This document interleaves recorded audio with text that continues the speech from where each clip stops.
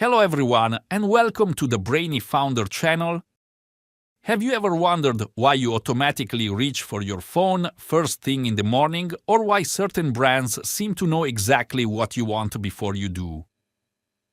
Welcome to the audiobook summary of The Power of Habit: Why We Do What We Do in Life and Business by Charles Duhigg. In this groundbreaking book, Charles Duhigg delves deep into the science of habits, revealing the powerful impact they have on our lives and how we can harness them for success. Through captivating stories and cutting-edge research, Duhigg uncovers the mechanisms behind habit formation and transformation. Join us as we explore the fundamental principles that drive our habits and learn how to change them to achieve our goals. From the neurological underpinnings of habit loops to the real-life applications in business and personal growth, this summary will provide you with invaluable insights and practical strategies.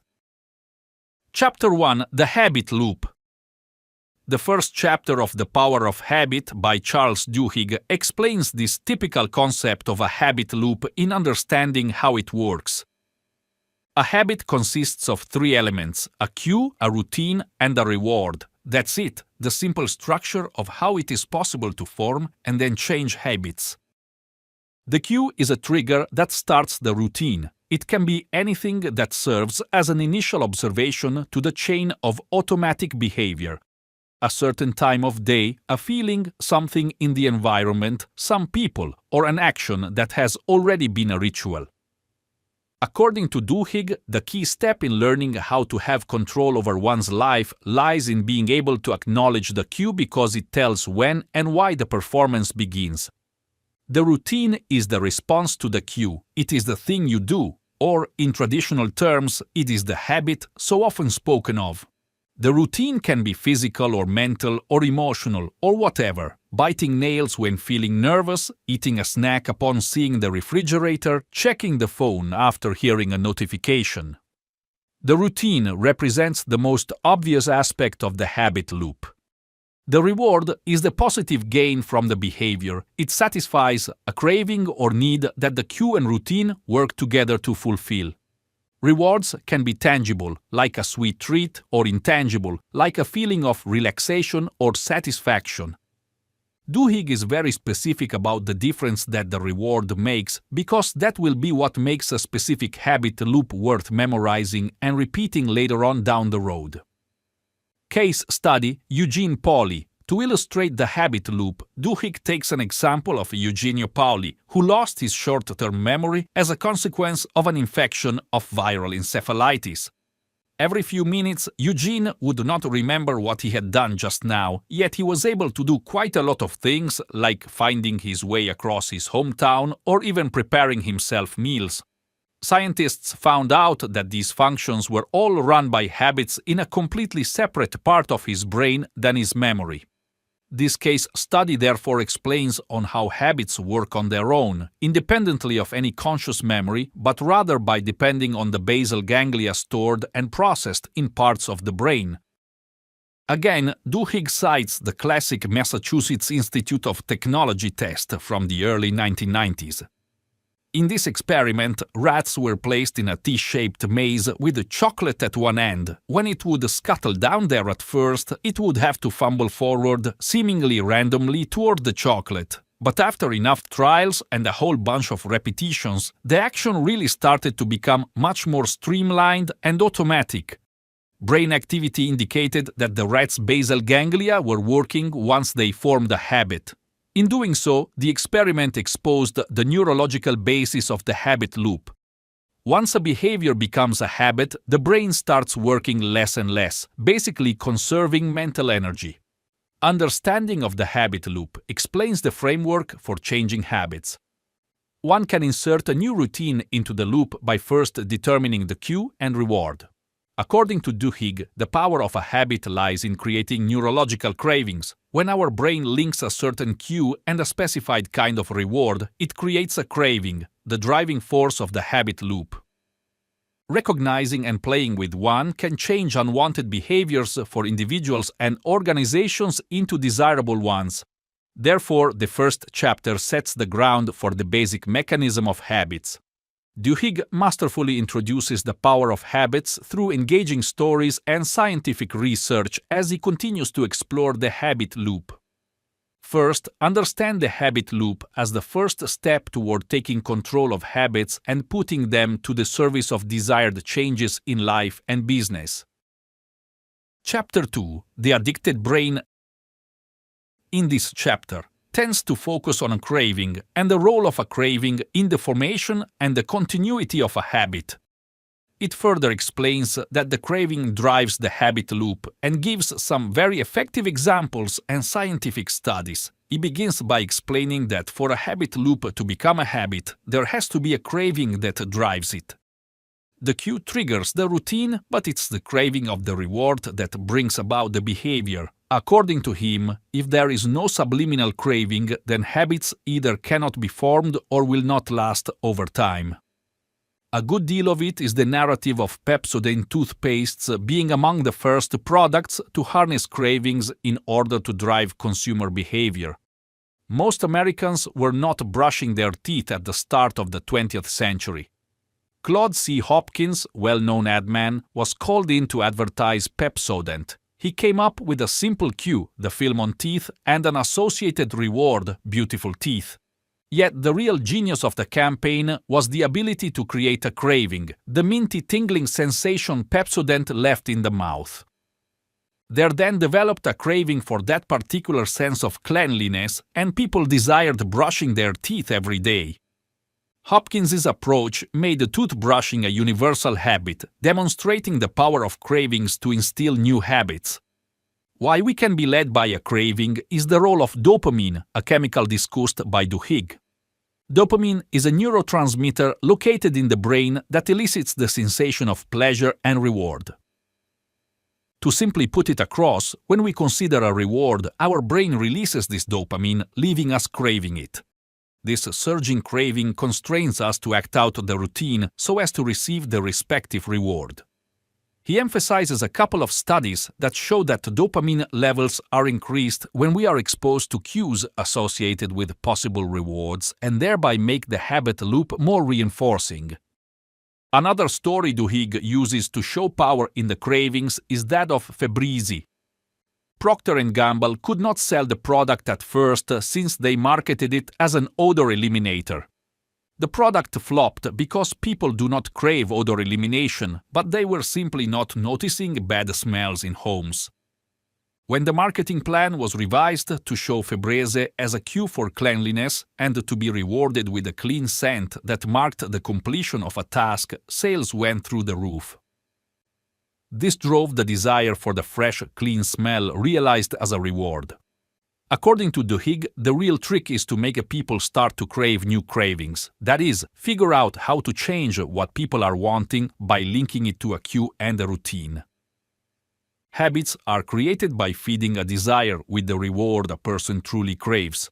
For instance, exercise can be a habit if one starts desiring the sense of accomplishment or the endorphin rush one experiences after each workout. The power of anticipation. The chapter closes with a summary of what anticipation is and how it is this pivotal role in craving.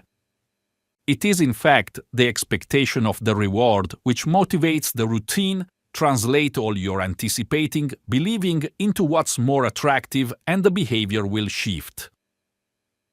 In Chapter 2, he shares that cravings are the engine driving the habit loop and the only guarantee that a new pattern will become automatic.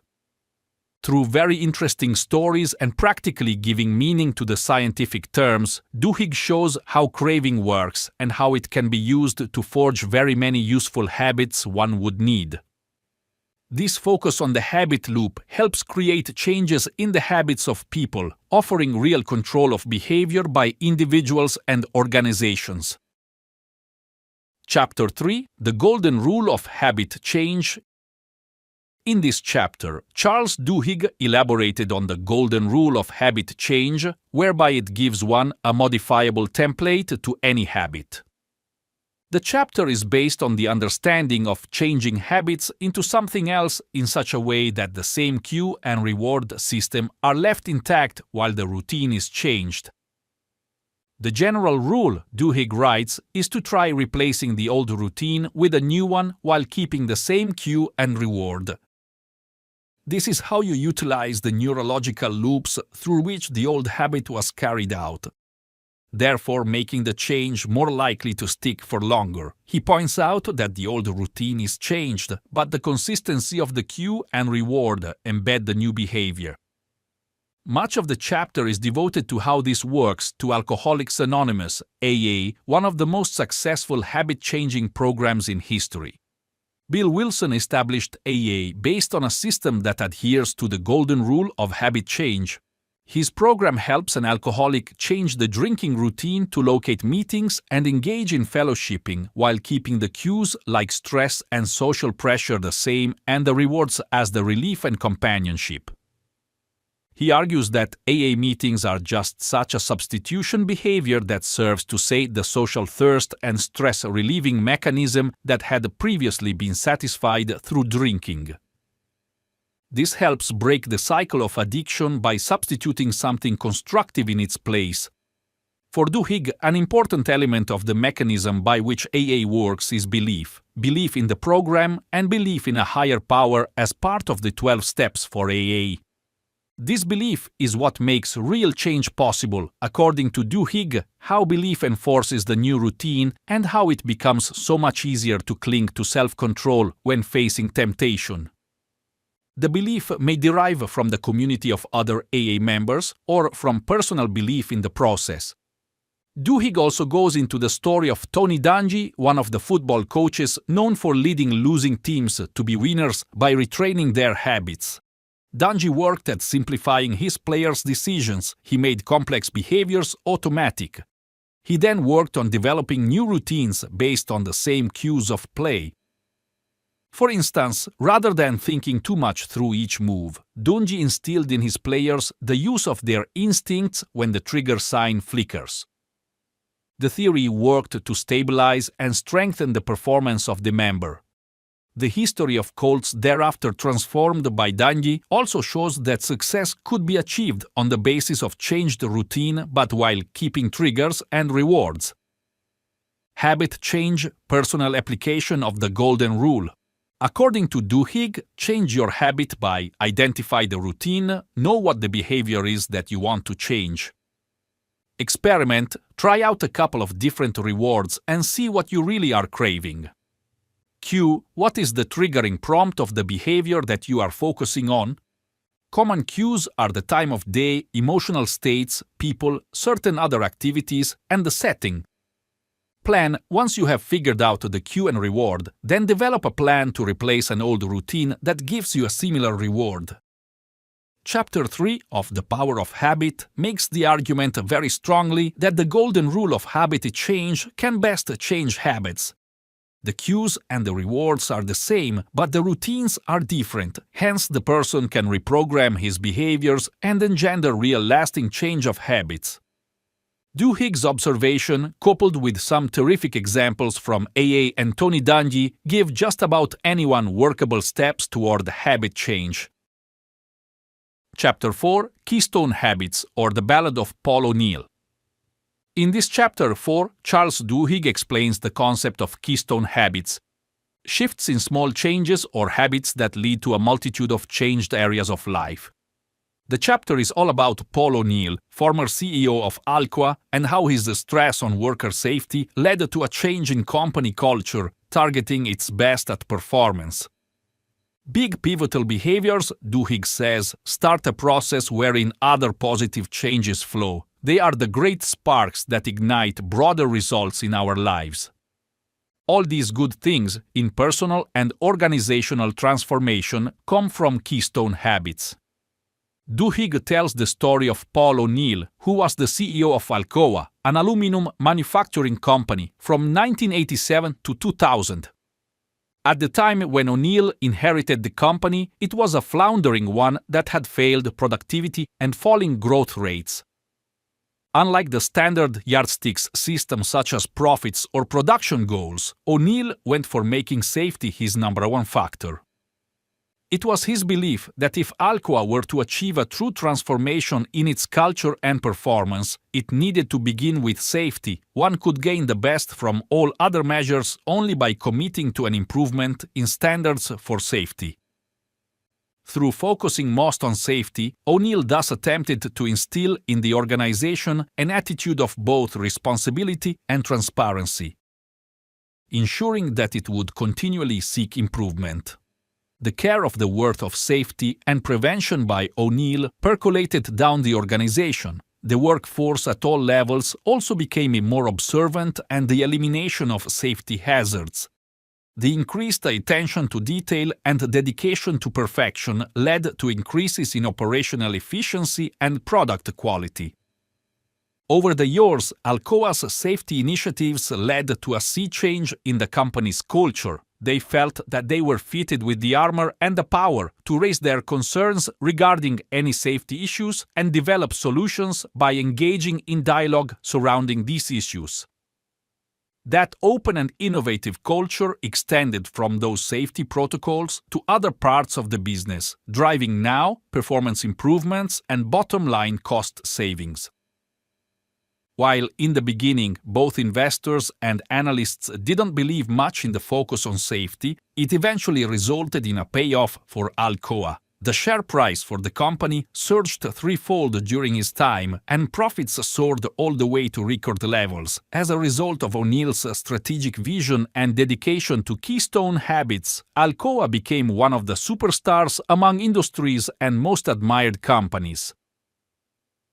Information was gathered. Duhigg wraps up the entire chapter of lessons from the leadership brought about by Paul O'Neill to Alcoa. Led from the front, O'Neill was an example of what he expected of his organization with respect to safety. Culture of excellency development. Alcoa saw safety as one of the majors in culture development around continuous improvement and innovation. He was willing to oppose the received wisdom and waive the old ways. It is such an excellent illustration of probably how a keystone habit can actually change more than just one thing.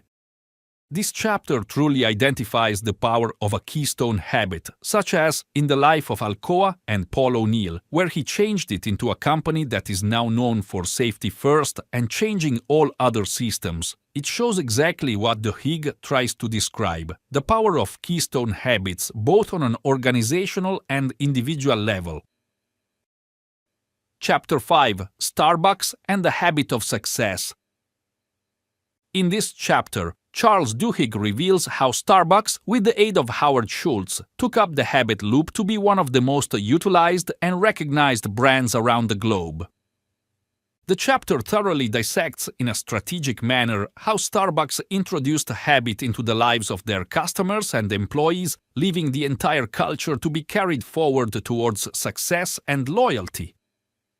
Duhigg sets the reader in the atmosphere. One walks in Starbucks, smells fresh coffee, gets a warm welcome from the shop, and sees those smiling faces looking back from behind the counter. He shows how Starbucks has turned the simple act of purchasing coffee into something people do daily in their lives all around the world. Starbucks realized that it was not about making excellent coffee, but getting their customers to form habits. Rightly, they did this by meticulously designing the customer experience around aspects of the habit loop.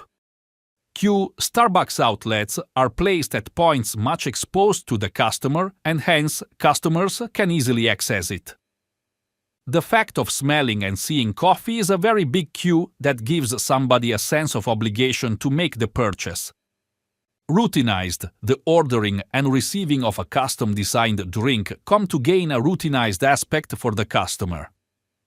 The repetitive act of entering the store, queuing up at the counter just like in a line for food at the cafeteria, and deriving pleasure from waiting for coffee seems an old friend as customers incorporate it into their daily routines.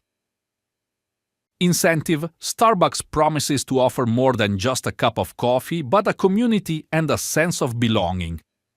What is being rewarded is not just the drink, but everything else with it: the social experience, environment, and status that come with being associated with owning a Starbucks product. The other point that is very important and was key to the success of Starbucks is training and empowerment of employees. Schultz knew at that time that he needed committed and motivated employees in order to be able to deliver the Starbucks experience uninterruptedly. Baristas are trained to know how to treat their clients, to remember their preferences, and to get closer in a more personal way. That's what can create customer loyalty and reinforce the habit loop. As he describes, Starbucks trains its customers to habituate via ritual. Every act of writing a customer's name personalizes their experience and actually shows respect for the customer. This small act reinforces ordering coffee from the same place and continues to further ingrain its emotional connection into the person's life. Lately, Starbucks has used technology to improve the experience for customers and create a habit-forming environment. The Starbucks mobile ordering app allows customers to pre-order in actuality and in many respects skip the line, thus making the habit of coming to Starbucks even easier and more frictionless. Chapter 5 points out that Starbucks has been very much successful in creating habits not only within the customers but also among the employees. Presently, Starbucks has put the elements of the habit loop into design and made them at the root. It has hence built a culture of success, loyalty, and ritual. From Duhigg's analysis, we get so many ways in which business is supposed to leverage those quite same habits while growing and always burrow deeply to make significant connections with its consumers. Chapter 6: The Power of a Crisis. In this chapter, Charles Duhigg has a chapter entitled Crisis Transformation, speaking about how a person or an organization changes. This chapter is awash with numerous stories and case studies, thus reasoning that incipient periods of crisis make habits and routines decompensate, generating openings for transformation and growth. Duhigg starts from the point that crises definitely interrupt people. Personal tragedy, a financial crisis, or some huge disaster, these very things can jerk many of us out of our comfort zones and force us into the school of studying habits and priorities.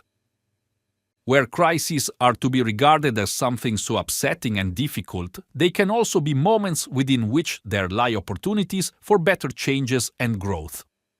One of the key examples Duhigg offers to explain a crisis well is the story of the London Underground fire in 1987. There was a dreadful blaze at the King's Cross station where 31 people lost their lives and much damage was done. When the investigation was finished, it turned out that this fire was caused by a matchstick thrown away, which was strictly connected with significant safety gaps within the system of the London Underground. So, very much as opposed to fixing it and then walking away, the leadership at London Underground used this as a clarion call for wholesale organizational safety reform, major shake-up in fire safety improvement, infrastructure upgrading, and better training programs for employees. In that respect, the crisis has sparked a cultural change within the organization in terms of increased concern about safety issues that are now to be controlled and checked. He goes ahead to make the case an inch higher with that of Rhode Island Hospital, where one tragic medical error led to the death of a patient and exposed systemic failure in patient care and safety protocols at the said hospital. Rather than fleeing from taking responsibility or downplaying the incident, the major causes of this error were acted upon by the hospital leadership so as to assure the incidences will not be repeated in the future. An opportunity for innovation. At the same time, there is another potential for a drive towards organizational change in a crisis. He notes with great acumen that in cases such as Apple and General Electric, self-renewal occurred exactly during their crisis, and out came breakthrough products and services. In fact, crises push people and organizations to start thinking differently in light of new challenges and find innovative solutions to complex problems. All this could apply to a personal level as well, because crises can also be transformed. Stories are told here of people who blueprint against all adversities and win to emerge great in resilience. crises from weaknesses like addiction and losses in career might carry important messages and opportunities for personal growth and development. In Chapter 6, he demonstrates the ability of crises to bring about change in an individual and in organizations. Holding crises as grounds for individual and corporate changes and going through it with a renewed self in an organization will have many more possibilities to bring about a challenge. His findings give very important lessons on how to tackle crises and exploit their potential for positive turnaround. Chapter 7: How Target Knows What You Want. Duhigg elaborates the consumer behavior and data analytics example of Target's predictive modeling system that enables companies to foresee and manipulate customer habits and preferences. Duhigg starts the discussion by explaining how Target revolutionized retailing. It harnessed vast amounts of data to get a handle on customer buying habits. By virtue of identified as the guest ID system, Target is able to tag customer purchases in combination with demographic information in order to generate a detailed profile of individual shoppers. One majorly outstanding application of big data analytics at Target is the ability to predict major life changes among its customers through studying their buying behavior. In relating the story, Duhigg informs about a man whose teenage daughter had started receiving pregnancy-related coupons at home sent from Target. Upon visiting the store to gather information on this, he learned that Target's predictive modeling system had successfully detected the fact that his daughter was pregnant even before he, as the father, knew about it. Target's data scientists found that some shopping patterns were highly correlated with pregnancy, such as the purchase of unscented lotion or supplements like calcium and zinc.